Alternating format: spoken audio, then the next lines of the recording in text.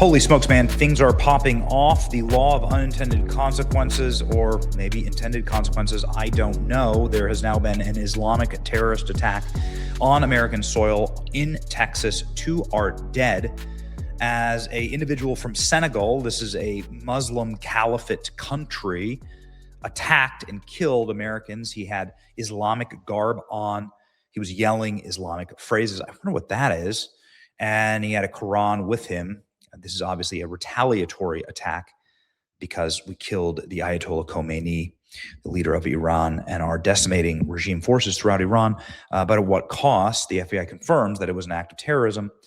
Now, we know that American soldiers and military members are dead after some intense attacks and some direct attacks on U.S. military installations throughout the Mideast. This is the 5th Fleet Naval Base in Bahrain. You could track the medical carriers, CENTCOM confirming that 3 Americans are dead in Operation Epic Fury. This is a horrible tragedy. You can see just very, very dangerous environment throughout the Mideast and some of the safer countries on Earth. I mean, everyone's like, oh, Dubai, it's so safe. Well, Dubai is in flames right now and burning. American troops dead. And I think, I fear, and I said this yesterday, not that I wanted to, but because it's true, that things are going to get far worse before they get better. I guess the idea here is that the Iranians would just surrender and that everything would just go as planned. Doesn't seem to be the case. It looks like Tehran is being reduced to absolute rubble. It's going to be looking like Gaza, quite frankly. There have been, by the way, assassinations all throughout the country. This is a massive and ongoing and very, very active, very, very dangerous operation that is really popping off right now.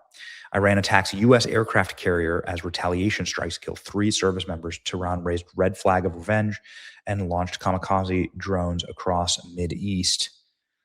These are the kind of ways that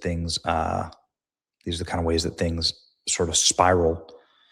This is a U.S. air base in Qatar. You could see here in flames right now.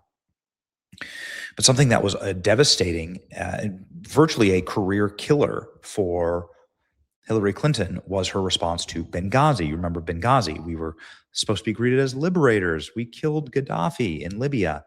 But that, of course, created a absolute and total entanglement that spiraled wildly out of control. And then they were able to go and kill American service members and embassy staff, because America has consulates and embassies that are sovereign American soil. It's how it works diplomatically all around the world. And right now, those embassies are under attacks. The U.S. consulate in Karachi is under massive attack. The animals have broken in and are attacking the U.S. military base. You can see panic and chaos as Muslims storm the embassy, smash up the windows. Like, do we not have any security at these places? Like, how are they able to just like run in and run right up to the windows and then smash them?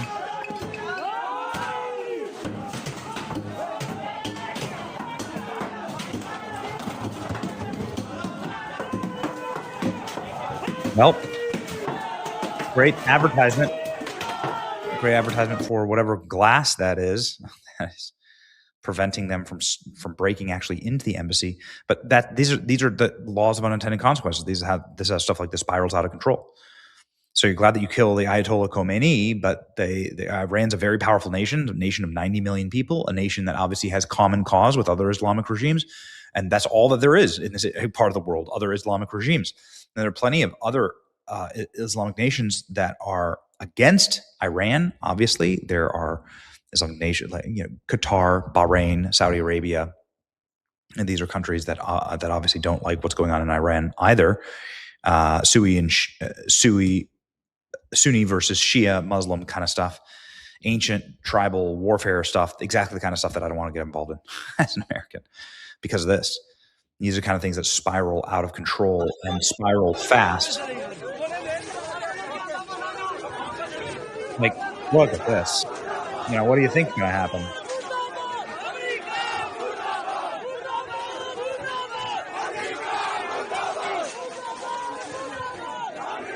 So this is these are obviously the kind of situations where where ambassadors get drugged through the street and killed. This is what happened, obviously, in Libya. This is what happened in Benghazi, and it just looks terrible. They're holding up photos of the Ayatollah. Clearly, this is something it doesn't seem to be happening naturally, but it is happening. The Iranian regime still has a lot of power. They can pay for these protesters. 6 have been killed in response. This is, again, in Pakistan. A second U.S. consulate in Pakistan stormed, first Karachi, now Lahore. Fire is spreading. Every flag, every symbol, all targets now. So they're attacking multiple embassies. Protesters storm U.S. consulate in Pakistan, 9 dead. Sorry, man. I got to tell you, if you storm a U.S. consulate, can't have another Benghazi. It has to be a shoot on sight. It's sovereign American soil, sovereign American territory. I know that, since the Biden administration, we haven't really been protecting sovereign American territory that well, but this is sovereign American soil, and we've all seen what can happen when these embassies get overrun, and then they drag, obviously, our security personnel and our ambassadors through the street and defile them. You can still see the videos of what happened during Benghazi. It's really, really bad. And this would be very bad for the Trump administration. They cannot allow this to happen. 9 killed, 32 injured. Protests in Karachi following the Ayatollah Khomeini's death. Police fired tear gas at the crowds. The crowds breached the gates. Live rounds were fired. U.S. Disguised as a Marine opened fire on the protesters in front of the consulate. I'm totally okay with this. Sorry, can't have another Benghazi. Can't have it. We've all seen what happens. The Marines at the consulate made direct headshots. Whew. Mob storms. At least, listen, go up to sovereign American territory and soil and see what happens. That's what embassies are. Go up to an embassy here in the United States of America. They have their own security personnel, their own staff. Half of DC are just foreign embassies. They have their own security staff, and they have the right to defend their embassies as sovereign soil of Russia or China or whatever. Okay. Violent clashes. Again, here are some of the images. Thankfully, local police, it looks like, are helping put this down. But you can see Ayatollah being mourned in the streets. Iraqis are using bulldozers in an attempt to storm the U.S. embassy in Baghdad this morning. Yikes. Look at that. Start driving through. Oh, good. Iraq. Thank God we had 10,000 Americans die for Iraq and hundreds of thousands more. U.S. Marines are not to be effed with. FAFO. Chaos in Baghdad as pro-Iranian regime attempt to breach the green zone, reportedly trying to get into the U.S. embassy. U.S. embassy in Islamabad. We're monitoring the ongoing demonstrations, as well as calls for additional demonstrations at U.S. embassies and consulates.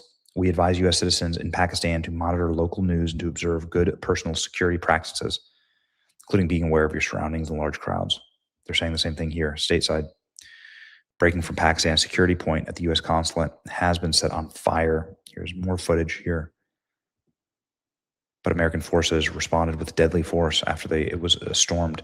Unsure why visa applications should be accepted from any country in which an embassy and consulate is unsafe. Doesn't happen in Singapore, for example. That's a great point. Imagine we topple the Iranian regime, but it creates a revolution in Pakistan. A new hardline Islamic theocracy rises up, led by a charming cleric. They take over the U.S. embassy and hold everybody hostage. We learned the hard way that there's always exactly one Iran on earth. Yikes. Yeah, that's a good point. This is exactly what happened in the Iranian Revolution, right? They captured American embassy workers and then held them hostage. They protest outside the U.S. consulate. Eyewitnesses claim shots came from inside of the compound. Tensions are high. Well, don't storm a compound. If Americans stormed the Russian compound here in America, they would be able. They have actually an obligation and a right to defend it with deadly force. There's been a little bit of frustration with like the Russians here in America, but that's not how you do things, right? In civilized nations. Why are we taking infinity immigrant? Why are we taking any visas from any of these countries, right? It's a great question. Will all this lead to actual mass deportations? Hopefully. It's a crazy world out there. Keep your head on a swivel, no matter where you are. It's your boy Benny. See ya.